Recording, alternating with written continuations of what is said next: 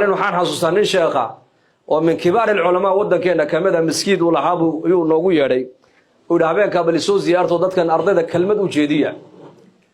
markaasaan maktabadiiba markaan nagu qaabilo maktabadiiba nagu tagno la fadhiisano la shaaxaynay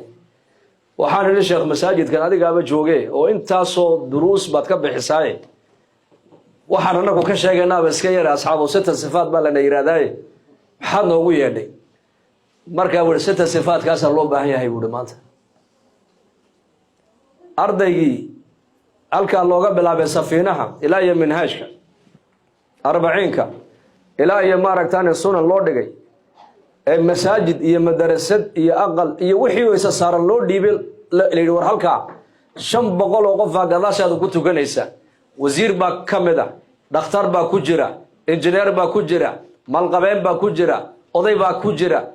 dawladii baa kugu daba tukanaysa ummadii oo dhan baa gadaashaada ku tukanaysa dadka imaam adiga oo diintoodana bar una wacdi oo khudbada oo akhri xalaqaadkana u bilow aan ku niri baa la ila soo hadlay oo la oran buuray ninka aad masjidka noo keentay ma yimaado uu naga tagay imaamka la noo soo doondoon haddaan raadiyo ninkii doondoonay waxaan ogaaday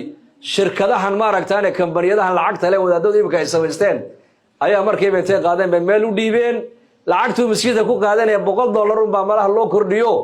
masaajidkii tacliintii madrasadii kale ninkii doondoon maxaa ka kaxeeyay buu haduu yaqiin leeyahay muu ka tagi la kama tageen yaqiinta kala hadlay buu wax kala hadlinay